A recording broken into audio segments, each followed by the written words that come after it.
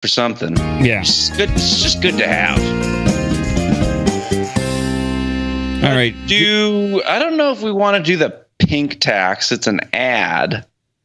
I think it gets into social justice warrior news, so that's always kind of fun. And then there's pedophiles. Slate getting mad about pedophiles. Trump supporters can sue the city out in San Jose when they were getting attacked. I want something fun because I don't know. We need something a little bit more fun, I think. Well, I have Mount Shasta beings, and then I have Hollow Moon. Okay, we can do Hollow Moon. I'm interested in Hollow Moon. Okay, go ahead and grab yourself the Hollow Moon intro. Okay. Let's see here. And this is going to have some audio? I believe so, yeah. Okay. It's not just okay, then. Crap. Yeah, okay. Hollow Moon. Have you listened to this? Do you know kind of? Yeah, it's a brief little rundown of it. Yeah. Okay. And you just play it until you're bored. Okay, great. Okay. Great. All right. Great. Here we go.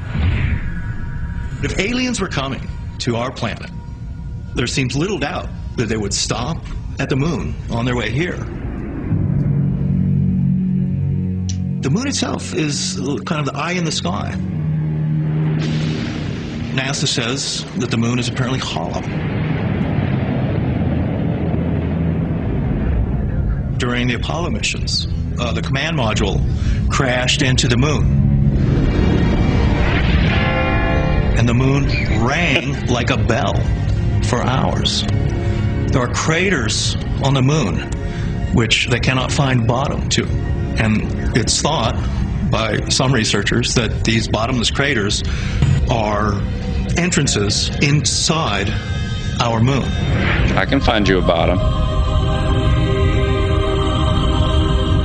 The whole enigma of the moon gets weirder and weirder the more you know it. Was the moon actually brought here from another solar system and put into orbit around our planet? Biologists say that life on this planet could never have occurred without our moon. And the reason for that is that the moon creates the tidal effect. And without the effect of tides and this rhythmic motion on the oceans, life would never have begun on this planet.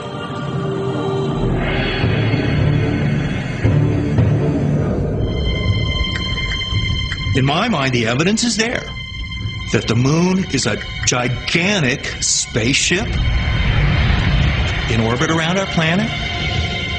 It's occupied by some extraterrestrial race.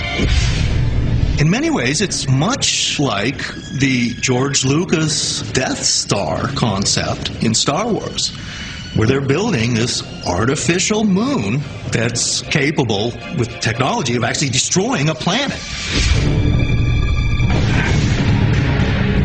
But if alien beings are using the moon as some sort of satellite for Earth observation, why?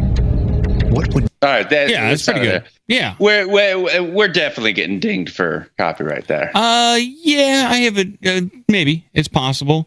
I like this theory a lot. I've talked about it a little bit. That the moon does have some interesting attributes. It fits really nicely over the sun. It's a much larger satellite than if you compare other moons to other planets. I don't even think they really have determined exactly how the moon was captured or formed. Did it form part of the process of when the Earth formed, or was it captured at a later date? How did it really get captured? There's a lot of interesting properties to the moon, and ringing like a bell is just one of them. So that's the thing that, I'm a very skeptical person about all this stuff. But when you think about the moon and that the face is always facing towards Earth, yeah, that's one of those things that's just kind of crazy. And that the eclipses kind of mirror almost exactly. And they talk about sacred geometry and the Freemasons and all this stuff. And you kind of start to think about like, well, holy crap, like if there was some kind of a designer or plan. You know, if you believe in God or if you believe that this was put here by an alien, either way, it's like it's so perfect. You're just kind of like, it can't be. It can't be. But it is. And the moon is always facing us. And we know the cycles and all that stuff is the same. The sizes are consistent and they're, you know, like the eclipse thing, like all that stuff is just absolutely psychotic. And the idea of tides, it's like, that's what they're saying, is that they're stirring the water. All the water got stirred. And this is what happened to actually create the proteins that became what evolved into an organism that is what created life in general, which is absolutely insane, especially when you think about movies like Prometheus, where it's like that seed that is dropped, you know, and then the planet becomes the planet. And, you know, I loved this story. This is one I came across this week, and I was just like, that's pretty damn good. Yeah, I would like to. I don't know if they've done a calculation, if there even is a calculation possible about the probability of a moon being the exact same size and also not rotating in a traditional form, like on its own axis, I believe. Or if it does very slowly, so we only see one phase. There's a lot of interesting attributes there, and there's so many good conspiracies and anomalies around the moon, ranging from, I think, intermittent, I think it's called intermittent luminescent, like lunar phenomenon, where in the late 1800s, early 1900s, astronomers were baffled by seeing these flashes of light all over the moon, and they would track it and it would be documented. But since then, they really don't talk about it too much because they can't really explain it. And there's a lot of videos online of people capturing good footage of objects passing in front of the moon or very close to it that cast a shadow on the moon. It's not a satellite. It's not one of ours, at least not that we know of one of ours. There's a lot of goofy stuff going on around the moon. And, you know, we have Buzz Aldrin earlier in the show saying we did or didn't go back to the moon. We wanted to go back, but we didn't go. I don't know. There's a lot of goofiness going around it. I love the subject. Yeah. It's good stuff. Yeah. I love it.